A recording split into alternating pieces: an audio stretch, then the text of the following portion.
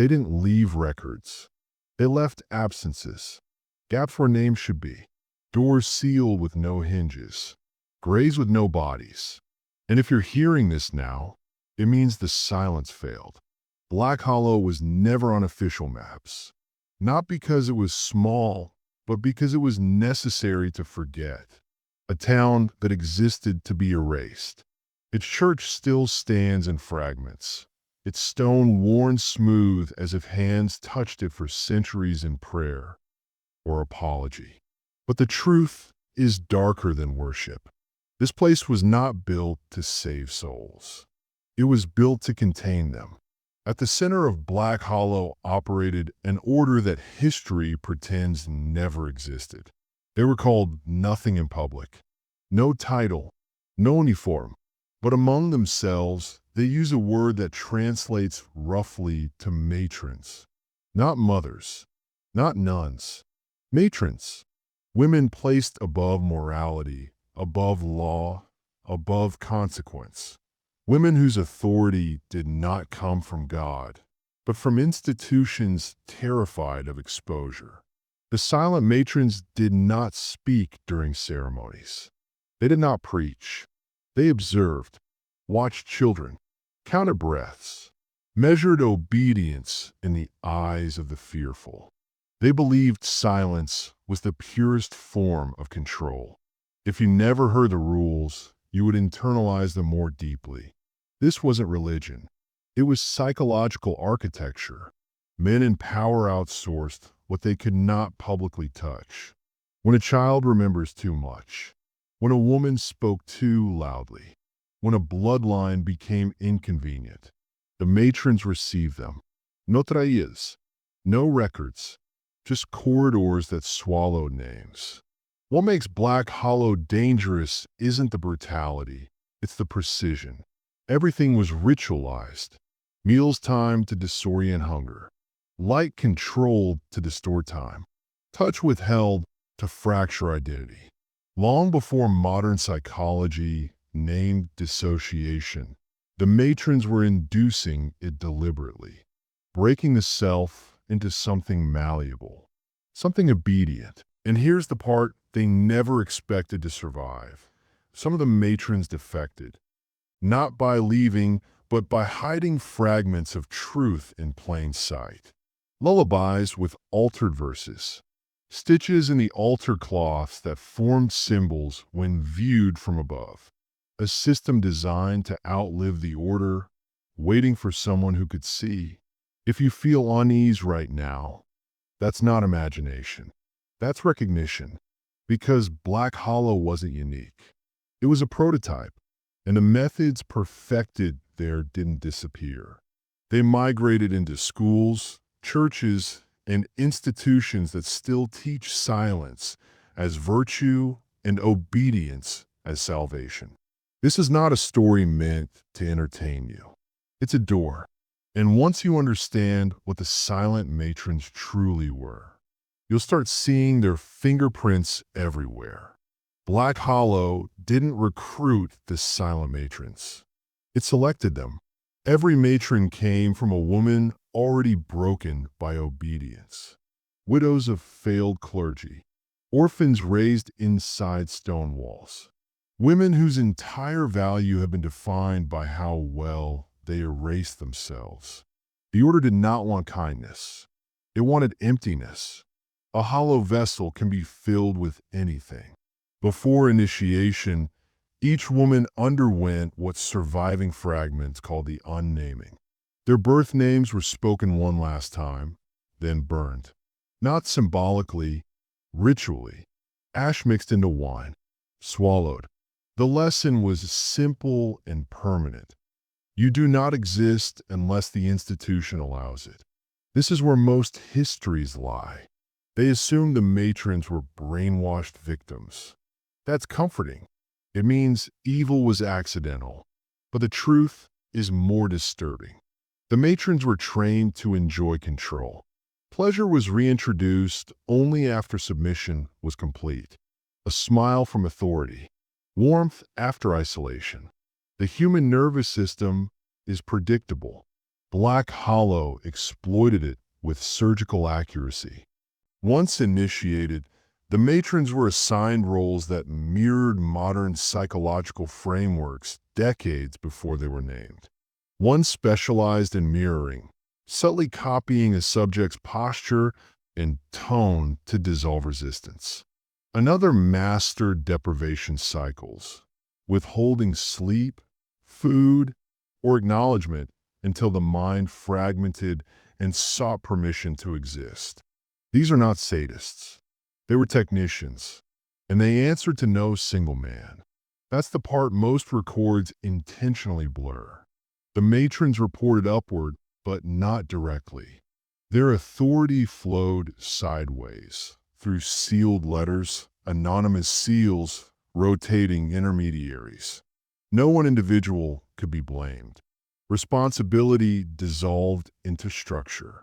This is how institutions protect themselves, by ensuring no hand ever holds the knife long enough to be accused. Children brought to Black Hollow were never told why they were there. Explanation creates memory. Memory creates identity. Identity creates resistance. Instead, the matrons used rhythm, bells, footsteps, breathing exercises to overwrite time perception. Days lost shape. Weeks collapsed. Eventually, the mind surrendered chronology. Without time, there is no future. Without a future, there is no escape. Some children were released. That was intentional. They returned home obedient, hollowed, hyper-aware of authority. Perfect carriers. They normalized the invisible rules. They spread the architecture outward without knowing they were doing it. And here's the uncomfortable truth you were never taught. Systems like this do not require monsters. They require compliance. They thrive when good people mistake silence for virtue and discipline for morality. Black Hollow wasn't destroyed because it failed. It was shut down because it succeeded too well. By the time whispers reached the outside world, the methods had already been extracted, sanitized, and repackaged. New language, new uniforms, same mechanics. If you're starting to feel anger now, good. Anger means the conditioning is weakening. But don't mistake awareness for freedom. The deeper layers are still ahead. The first official investigation into Black Hollow didn't come from morality. It came from a leakage. People began noticing patterns that couldn't be explained. Entire families whose emotional range collapsed into obedience. Men who rose rapidly in institutions, yet displayed an eerie absence of empathy. Women who flinched at bells, schedules, or the sound of soft footsteps behind them. The symptoms weren't violent. They were useful, which made them dangerous to expose. So the inquiry was framed as architecture. Inspectors documented cracked foundations, mold, drainage failures, anything that sounded structural, not psychological. And while they measured walls, the matrons continued their work uninterrupted.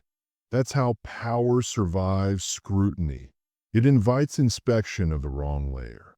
What the investigators never understood, or pretended not to, was that Black Hollow wasn't built like a prison. It was built like a mind. Narrow corridors to induce submission. High ceilings to trigger insignificance. Windows are placed just high enough to allow light without perspective. Every stone served a cognitive purpose. This was not folklore. This was applied design. Hidden beneath the main chapel was a chamber omitted from all blueprints.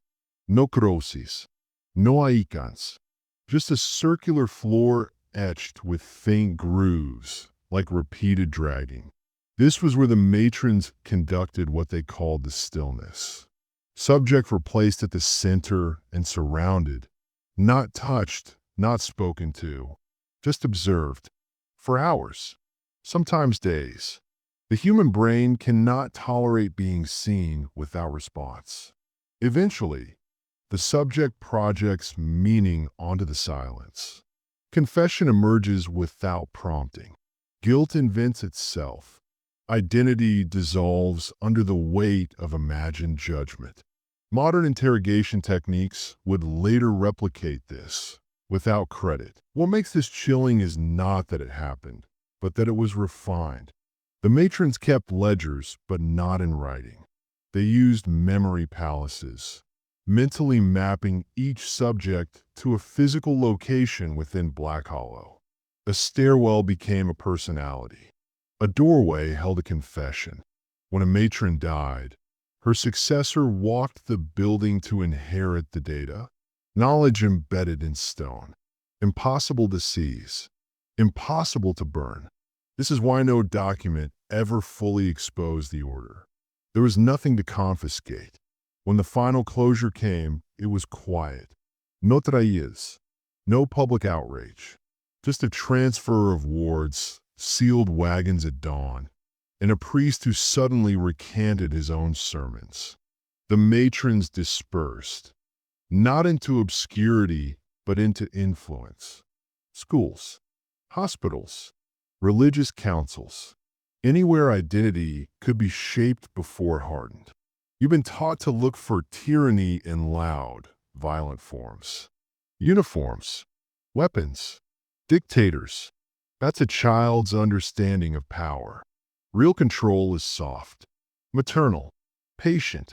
It tells you what's good for you while it dismantles your capacity to decide. Black Hollow was not an anomaly. It was a training ground. And the most disturbing truth, some of its graduates are still shaping the world you live in, quietly, efficiently, without ever raising their voice. If you feel watched right now, it's not paranoia. It's memory waking up. There was one rule inside Black Hollow that mattered more than all others. Nothing is accidental. Every kindness was calibrated. Every cruelty had a purpose. Even mercy was deployed strategically, because hope, when rationed, becomes a leash. The matrons understood something most modern institutions still pretend to ignore. The human mind does not break under pain alone. It breaks under inconsistency, reward after deprivation, safety after fear, approval after erasure. This is how loyalty is forged, not to people, but to systems. They called it the weaving. Subjects were never isolated from one another completely. Instead, they were allowed brief, carefully timed contact, a glance, a shared task, a whispered prayer, then separation. Attachment formed quickly under pressure, and when it was severed, the pain bonded the subject not to the other person, but to the authority that controlled access. Love was redirected upward. This is the origin of a pattern you've seen your entire life, but were never taught to name. People defending institutions that harm them. Followers protecting leaders who degrade them. Loyalty that survives humiliation. Black Hollow didn't invent this. It perfected it.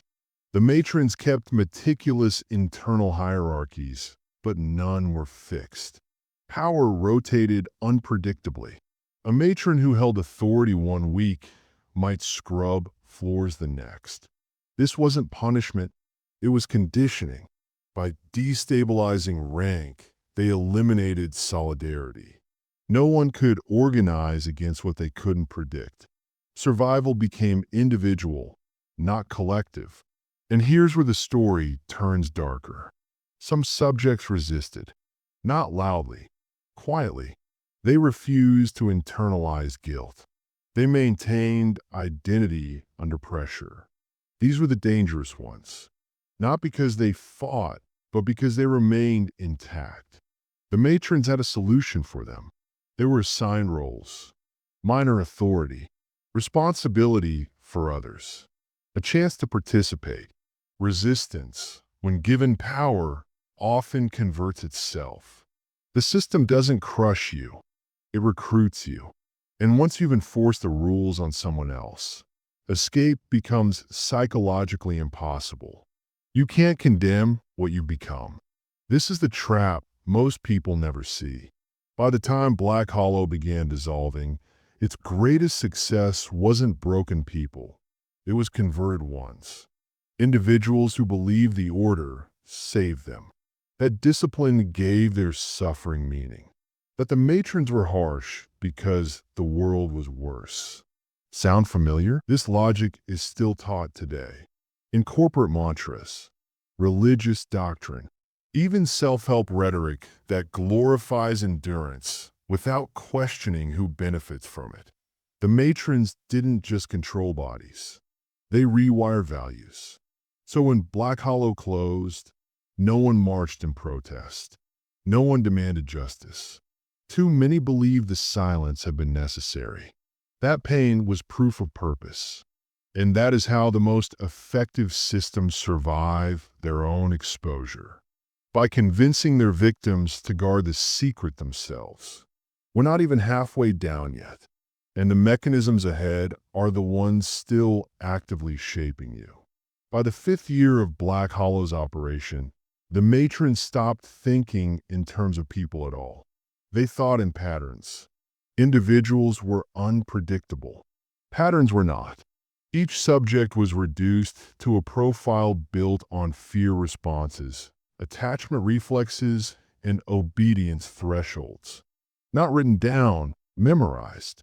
The matrons trained themselves to recognize microsignals long before science named them. Dilated pupils under authority, shallow breathing during moral conflict, the subtle pause before compliance. To them, these were not symptoms. They were handles. And once you know where the handle is, control becomes effortless. This is where Black Hollow crossed a line that most modern institutions still refuse to acknowledge. The matrons weren't just reacting to behavior. They were designing future behavior, conditioning not for the present, but for environments the subject hadn't even entered yet. Children destined for leadership were trained differently. They were given controlled transgressions, small permissions to break rules. Not openly, secretly. This created a split: public obedience, private exception, the seed of entitlement. When they later rose to power, rules felt optional, not because they were evil, but because disobedience had been normalized as a privilege. Others were conditioned for submission, excessive guilt, hyper-responsibility, an internal watchdog that punished even unspoken thoughts. These became the backbone of institutions, the ones who keep systems running while believing it's their duty to suffer quietly. Black Hollow didn't create monsters. It created roles. The matrons understood something profoundly unsettling. Morality is malleable when survival is at stake. They engineered environments where betrayal felt necessary, where silence felt protective, where cruelty could be reframed as care. Over time, the subject's internal compass recalibrated. Right and wrong were no longer absolute. They were situational. This is the origin of institutional evil. Not hatred, not rage, routine. By the time outside authorities finally intervened, the matrons had already embedded fail-safes. Certain subjects were released early. Others were transferred with glowing recommendations. Some were deliberately placed near decision-making centers. They weren't agents in the cinematic sense. They were influences, quiet, reliable, ideologically aligned. And here's the detail that most historical retellings avoid because it's too unsettling. The matrons tested their methods on themselves. They practiced silent rituals, deprivation cycles, identity suppression, not out of devotion, but quality control. They believed authority required immunity to empathy. And to achieve that, they dismantled their own emotional responses. Over time, Many became incapable of normal human attachment. This wasn't a sacrifice. It was optimization. When Black Hollow officially shut its doors, there was no purge. No reckoning. The order didn't die. It diffused. Its logic survived in policy, training manuals, and disciplinary frameworks stripped of their origins. You live inside those frameworks now. Every time you're told to be professional instead of truthful. Every time silence is rewarded over integrity. Every time suffering is reframed as growth. That's Black Hollow echoing. And we're still only scratching the surface. At a certain point, Black Hollow stopped functioning like a place and started operating like a filter. People entered as variables and exited as outcomes. The matrons no longer asked who someone was. They asked what could be extracted, neutralized, or redirected. Identity was treated like raw material, something to be refined, bent, or discarded depending on institutional need. This is where the most forbidden work occurred. Not punishment, not indoctrination, prediction. The matrons became obsessed with forecasting human behavior under future pressure. How a man would act when given power without oversight. How a woman would respond when forced to choose between survival and loyalty. How fear could be delayed, stored, and activated years later with a single trigger. Bells, deadlines, authority tones, uniform colors, all tested, all cataloged mentally.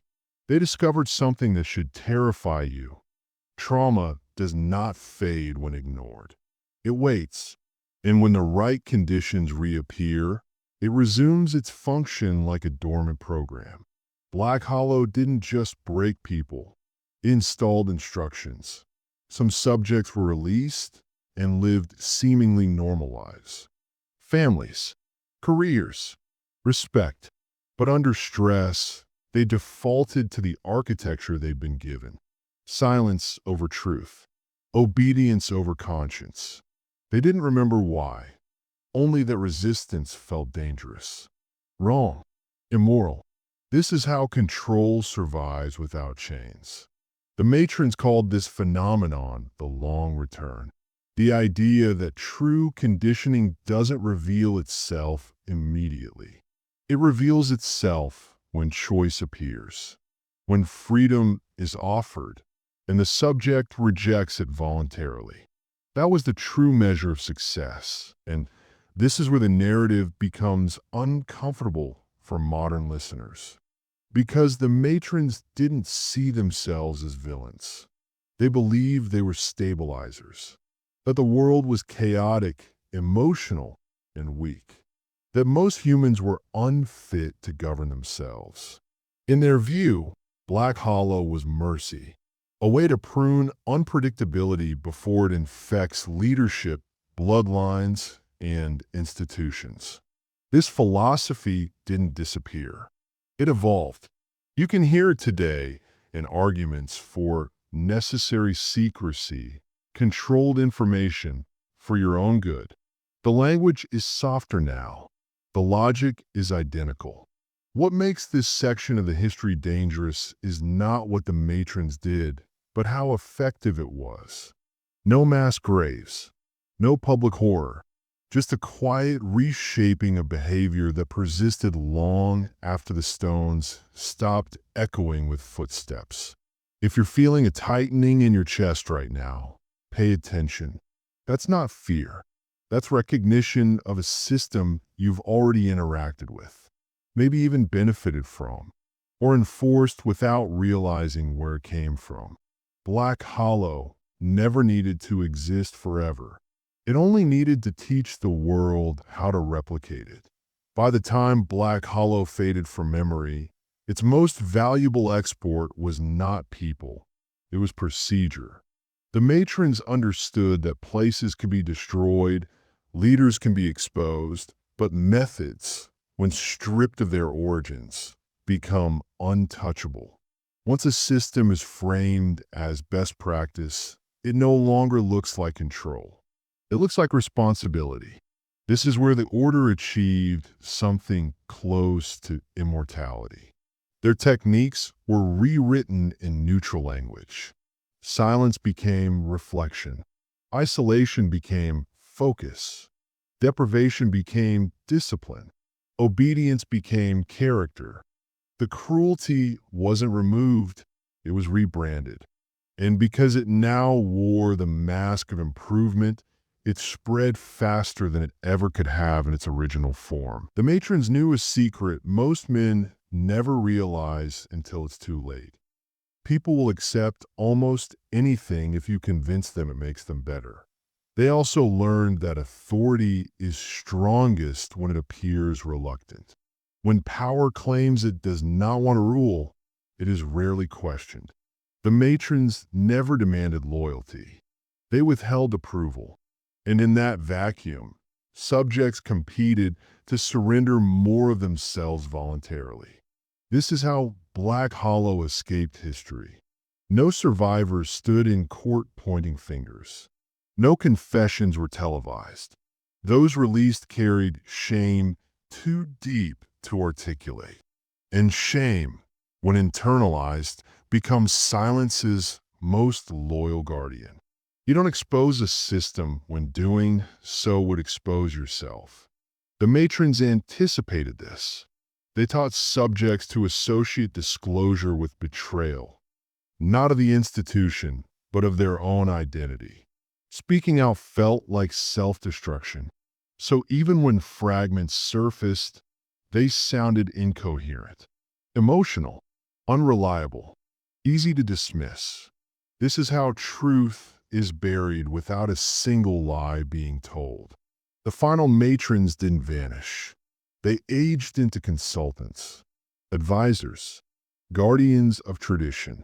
They taught others without ever naming the source. And over time, even they forgot Black Hollow as a place. It became instinct, reflex, culture. Here is the line you were never meant to cross in your thinking. If a system rewards silence, it is hiding something. If it punishes dissent as immaturity, it is protecting itself. If it frames suffering as necessary for growth, it is extracting value from you. Black Hollow wasn't evil because it hurt people. It was evil because it worked. And the most dangerous systems are not the ones that terrify you. They're the ones that convince you participation is proof of strength. You don't need to remember Black Hollow to be shaped by it. You only need to believe that endurance equals virtue, and that questioning authority means weakness. That belief didn't come from nowhere. It was taught. There is a moment in every controlled system when exposure becomes inevitable, and survival depends on misdirection. For Black Hollow, that moment arrived when patterns began surfacing across different regions. Identical behavioral traits in people who had never met, shared the same rituals, or attended the same institutions. The matrons recognized the danger immediately, not because they feared justice, but because patterns invite investigation. So they fragmented the mirror. Instead of erasing the methods, they scattered them. One institution adopted the discipline protocols. Another absorbed the silence training. Another inherited the hierarchical instability. Each piece alone looked harmless, efficient, even enlightened. Only when assembled did the architecture reveal itself. But no one ever sees the full machine when it's divided. This was not improvisation. It was a strategy. The matrons understood that centralized evil is easy to fight. Distributed control is invisible. When responsibility is shared, accountability dissolves. Everyone enforces a small part. No one feels guilty enough to stop. This is the hidden engine behind modern compliance systems. They also mastered the art of selective empowerment. Certain individuals were elevated, not because they were moral, but because they were predictable. Those who internalized rules without questioning them were given authority over those who still struggled. This created resentment downward and loyalty upward, a perfect emotional circuit. And then came the most elegant layer of all, self-policing. Subjects were trained to monitor their own thoughts, to feel anxiety at internal dissent, to correct themselves before anyone else had to. This is the final stage of control, when the system no longer needs guards. You become the guard. Black Hollow proves something that should never have been proven. A population that believes it is free can be more tightly controlled than one that knows it is imprisoned. Because freedom, when conditional, becomes a reward. And rewards can be withdrawn. If you're honest with yourself, you felt this. The hesitation before speaking. The internal voice asks, is this worth it? The instinct to soften the truth to preserve position. That instinct did not evolve naturally. It was trained.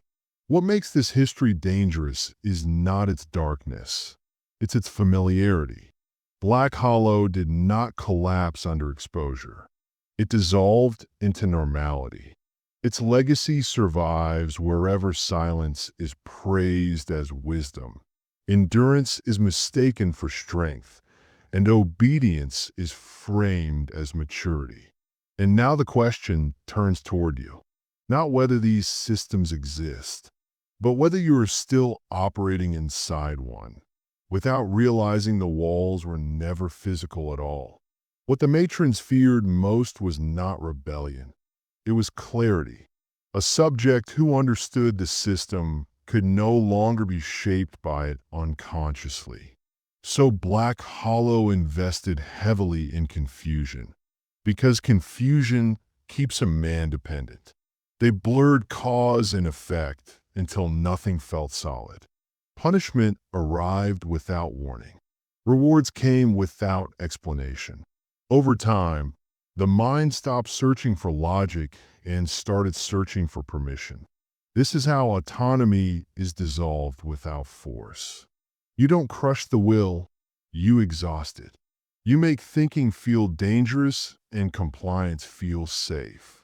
And once that association is installed, it persists long after the original authority is gone. This is where Black Hollow's influence becomes impossible to ignore, because this technique migrated directly into modern power structures. Not as doctrine, but as atmosphere. Vague rules, shifting standards, unspoken expectations. You are punished not for what you did, but for failing to anticipate what was never stated. This creates a population that self-adjusts constantly, burning energy, trying to stay aligned with an invisible center. At distracted myndiga controle börmind. The matrons knew that men, in particular, break differently. You don't fracture through fear alone.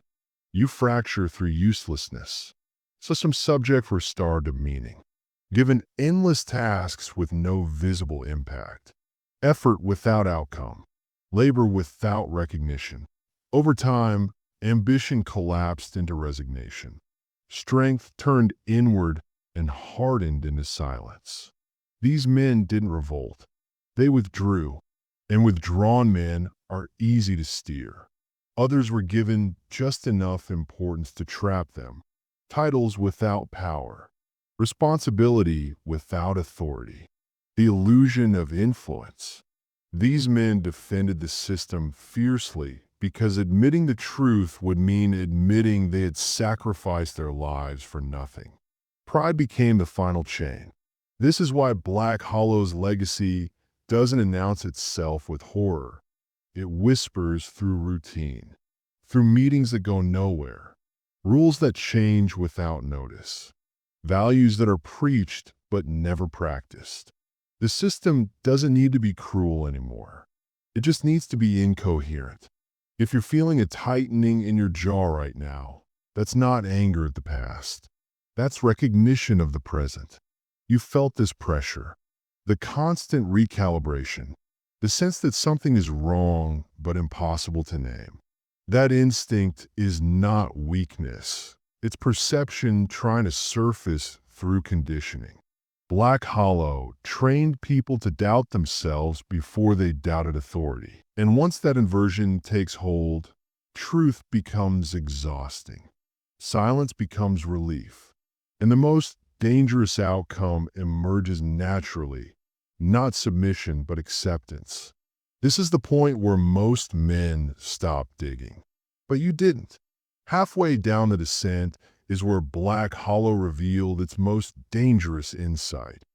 A man who believes he chose his chains will defend them harder than any prison wall. The matron stopped enforcing obedience directly and began offering meaning. Suffering was reframed as initiation, silence as wisdom, endurance as proof of worth. Once pain was given a narrative, resistance collapsed. This is the moment control becomes invisible because it feels earned. And this is where I need you to pause and notice something in yourself. If any part of you is nodding along, feeling seen, feeling named, that's not a coincidence. That's the mechanism activating. The matrons understood that identity locks in when it is spoken aloud. So here's what they would never want you to do consciously. If you're still with me, comment the phrase, "I see the pattern" below. Not for me, for yourself. Do it once now, and later you'll understand why it matters. Because Black Hollow thrived on unspoken recognition. Men sensed the truth, but never anchored it. And unanchored awareness fades. This is how systems reset you. Over and over. The matrons also discovered that once a subject crossed this midpoint, once he realized something was wrong but stayed anyway, escape became psychologically harder than ignorance. Turning back meant admitting wasted years, lost strength, misplaced loyalty. So most didn't leave. They adapted. They rationalized. They called it maturity. This is the silent graveyard Black Hollow was built upon. Not bodies, but abandoned selves. And the institutions that inherited this knowledge learned to apply it at scale. Keep men busy. Keep them uncertain. Offer just enough meaning to prevent revolt. Just enough reward to delay clarity. If you've ever felt trapped not by force, but by investment, time, reputation, duty, then you felt Black Hollow working through modern hands. This is the point of no return for most people. They feel the truth, and then they scroll away. As the years passed and Black Hollow's physical walls crumbled, its psychological architecture only grew stronger, embedding itself within the very fabric of society. The Order's most insidious legacy was not destruction, but replication, a virus coded into systems, institutions, and minds alike. The methods once practiced in secrecy now thrive in open daylight, disguised as discipline, professionalism, or tradition. From classrooms to boardrooms, from religious institutions to government agencies, the same dynamics persist. Control wielded through silence, obedience enforced by unspoken rules, and identity fractured by constant recalibration. These aren't random coincidences or isolated abuses. They are the blueprint of power perfected. Those who inherited the matron's knowledge learned to weaponize subtlety, punishments disguised as guidance, restrictions hidden in policy, and loyalty bought with fragmented hope. The result is a society where men are conditioned to police their own thoughts and behaviors, internalizing control so deeply that external authority becomes redundant. This self-surveillance creates an invisible cage, reinforced by fear of judgment, loss, or failure. It's a system designed not to oppress openly, but to normalize submission as virtue.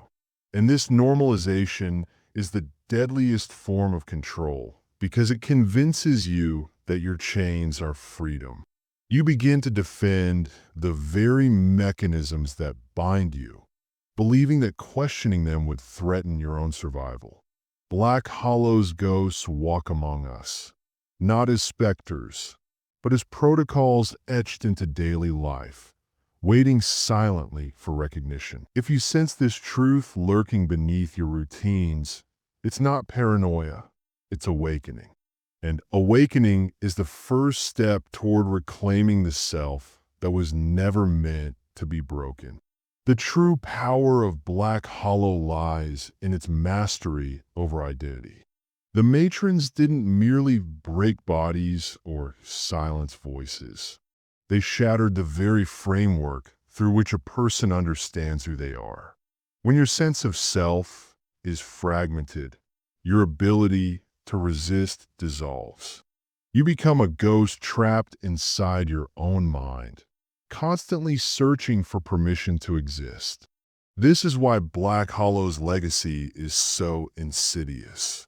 It teaches men to doubt their instincts, to mistrust their memories, and to rely on external validation for every decision. The Order weaponized doubt as a tool more effective than chains or cages. When you cannot trust yourself, control becomes effortless because you surrender power just to find certainty, even if that certainty is imposed. This psychological fracture extends beyond individuals. It infects families, communities, and entire societies. Patterns of self-silencing, guilt, and obedience become inherited legacies passed down like cursed heirlooms. Institutions echo these fractures, perpetuating cycles where men police not only others but themselves, policing their own thoughts and feelings in a constant, exhausting vigil. This is the invisible architecture of control, a network of silent agreements that no one signed but everyone obeys. To break free, you must first recognize the fracture. You must name the self you were taught to doubt and reclaim it piece by piece. This is not an easy path. It demands confronting pain buried so deep it feels like part of you. But it is the only path to true freedom. Freedom from the orders that built Black Hollow, freedom from the silence they enforced, freedom to be whole again.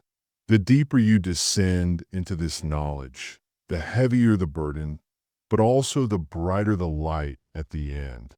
And that light begins inside you. The matrons of Black Hollow understood that fear alone cannot sustain control indefinitely.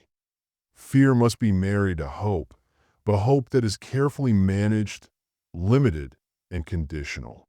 They perfected the art of dangling promises just out of reach, creating a psychological tether that kept subjects anchored in obedience.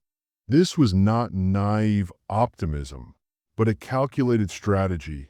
Give enough light to prevent despair, but never enough to allow escape. This slow, deliberate withholding forged a mindset where waiting became a form of discipline and patience a weapon against rebellion. It's why so many victims of Black Hollow, and those unknowingly shaped by its legacy, became prisoners of their own expectations. They learned to tolerate suffering as if it were an investment, convinced that endurance would one day be rewarded. This manufactured hope is the cruelest form of captivity because it is self-sustaining. It turns pain into purpose and silence into sacrifice. The matrons wielded this power with terrifying precision, calibrating moments of relief and reinforcement to maximize compliance and minimize resistance. In today's world, this mechanism echoes through systems that promise progress but deliver delay, corporate ladders that never quite lead to fulfillment, institutions that reward conformity while punishing dissent, relationships that bind with unspoken terms. You've seen this pattern, even if you never named it. Hope as a leash, patience as a prison. Recognizing this is essential because it reveals the invisible chains disguised as motivation. True freedom isn't patience waiting for reward. It's the courage to break the cycle of conditional hope and demand a new reality, one where control cannot hide behind promises. The matrons knew this too well, and that's why they ensured this legacy would be the hardest to uproot. Black Hollow's darkest lesson is how easily silence becomes complicity. The matrons taught that the absence of sound is not merely the lack of speech. It is a deliberate act of participation. When no one speaks, the system thrives. When fear suppresses voices, the invisible chains tighten. This silence is not passive. It is active consent. Over time, those who survive in Black Hollow learn to communicate in the absence, to convey obedience through the careful crafting of what is left unsaid. This created a culture where truth becomes a dangerous weapon, and speaking out is a betrayal not only of the institution, but of oneself.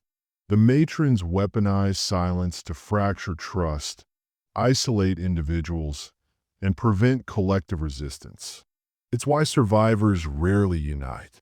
Each holds pieces of the truth, but fears that speaking them aloud will shatter fragile identities built on survival. This enforced silence spreads beyond Black Hollow's walls, seeping into families, workplaces, and social circles. It perpetuates cycles of denial, shame, and fractured loyalty. Understanding this is critical. Silence isn't neutral. It's a battlefield. Choosing to speak breaks chains, but it also invites danger. This is why so many choose quiet, because the cost of voice feels higher than the cost of silence. But silence is the currency of control.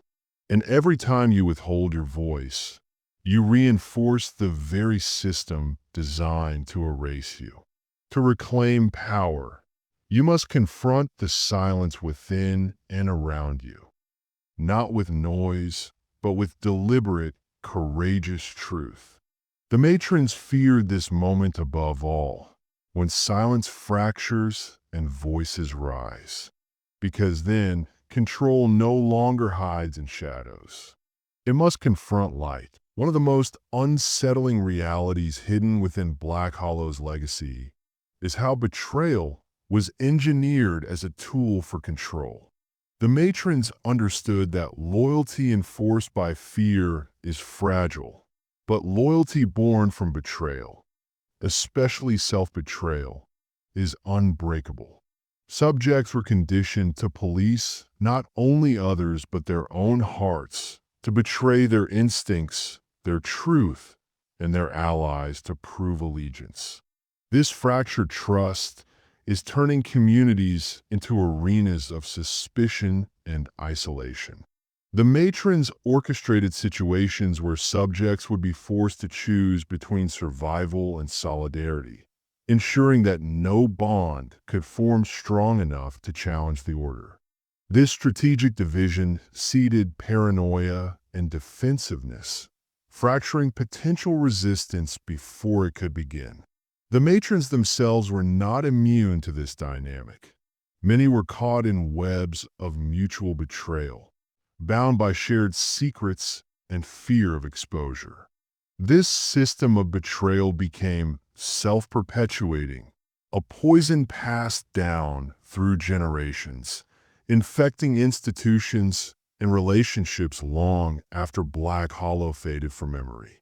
Today, you can see its echoes in workplaces where colleagues compete instead of collaborating, in families where silence hides fractures, and in societies where distrust corrodes unity.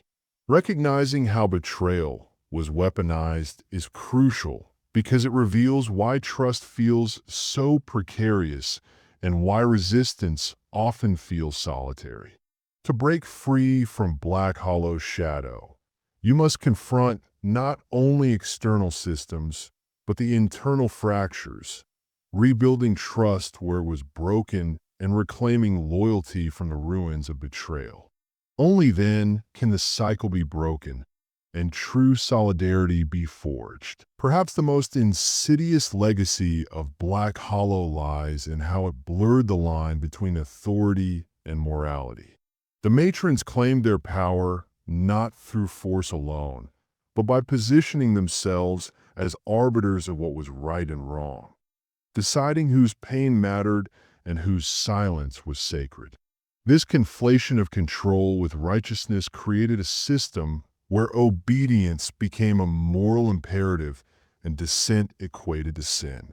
Subjects were taught to internalize this hierarchy, believing that submission was virtuous and questioning was sinful. This moral manipulation is what allowed the matrons' methods to survive without rebellion. It wrapped control in the language of good and evil, turning power into an unquestionable law. Even today, remnants of this ideology persist, disguised as appeals to duty, tradition, or faith. Men are conditioned to accept suffering as a test of character, silence as a sign of respect, and compliance as virtue. This distortion makes resistance not just risky, but morally fraught, trapping many in cycles of guilt and self-recrimination. Understanding this manipulation is vital because it reveals how power cloaks itself in ethics to protect its dominion. Freedom doesn't come from obedience to impose morality. It comes from reclaiming your own moral compass, questioning whose definitions you accept, and dismantling the false righteousness that justifies control. The matron's greatest weapon was never punishment. It was the belief they instilled that power was right.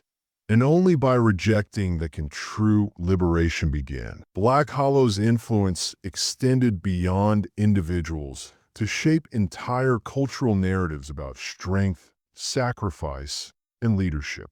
The matrons instilled a doctrine that true power is born through suffering, that endurance is the highest form of mastery, and that vulnerability is weakness disguised as failure. This ideology was not spontaneous.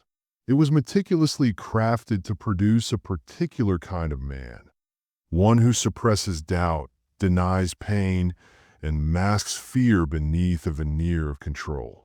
By glorifying sacrifice and silence, the order ensured that questioning systems of power became taboo, equated with betrayal or cowardice.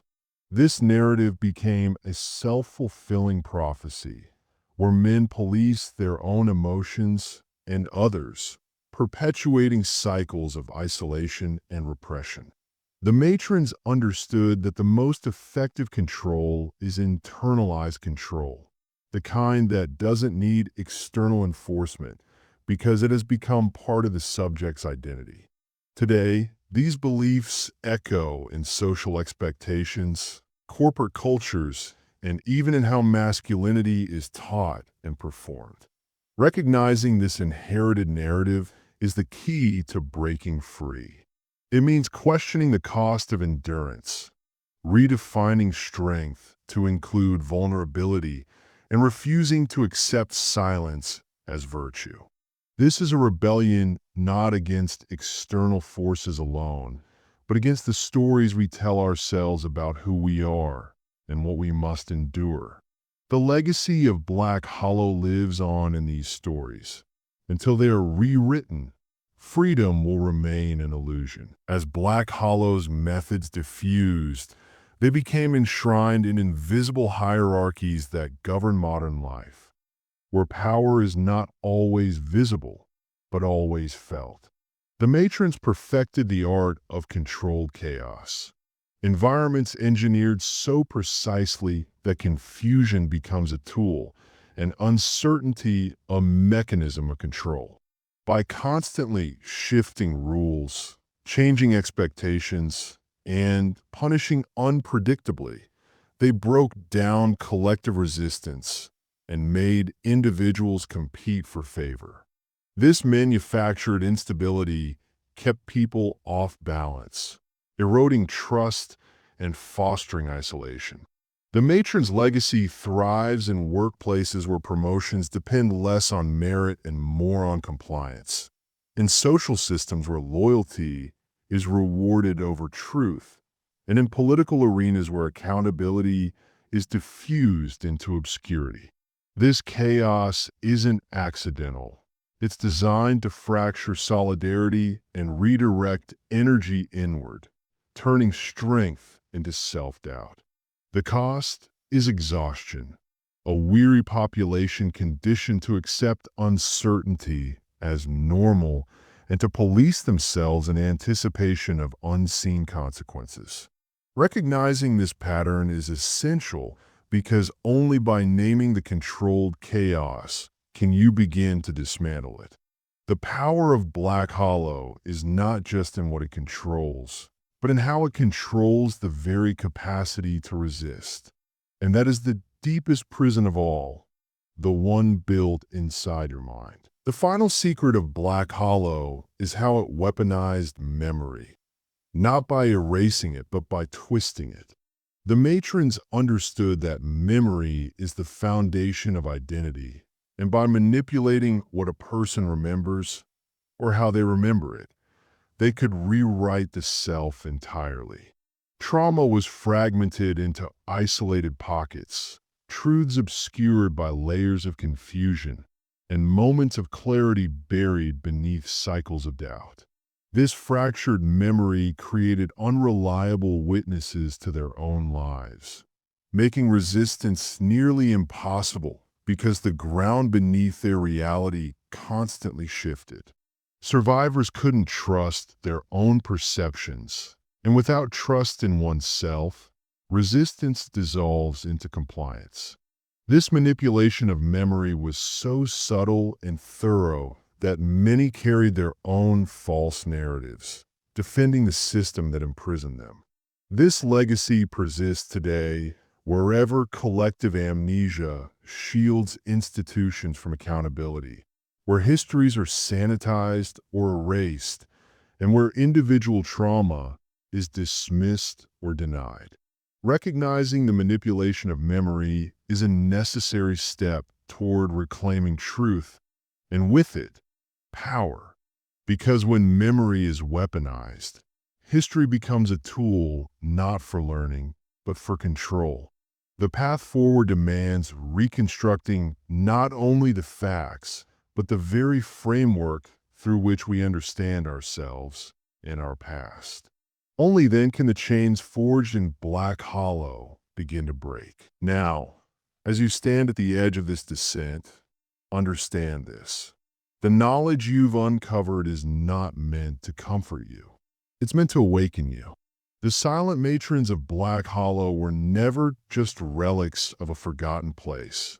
They're the blueprint of modern power, etched into the very systems you navigate daily. Their legacy is a call to vigilance, a challenge to reclaim autonomy from the invisible forces that shape your thoughts, your identity, your reality. You're not powerless. The same silence that once enslaved can become the silence before a roar, the quiet before rebellion.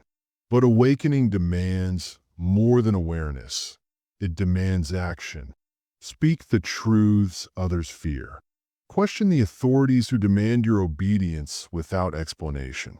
Break the cycles of silence, doubt, and submission that Black Hollow perfected. This is not a path for the faint-hearted. It is the journey of the man who refuses to be controlled, who chooses self-mastery over complacency, who sees the pattern and refuses to be trapped by it. If you have yet to do so, write, "I see the pattern," in the comments below. Once again, not for me, but as a promise to yourself. Because this knowledge is dangerous, transformative, and liberating. It will change you forever, but only if you allow it. The world built by the Silent Matrons is vast, intricate, and unyielding, but it is not unbreakable. And the first fracture begins here with you. Remember, the deepest prisons are built in silence, and the loudest revolutions begin when that silence is shattered.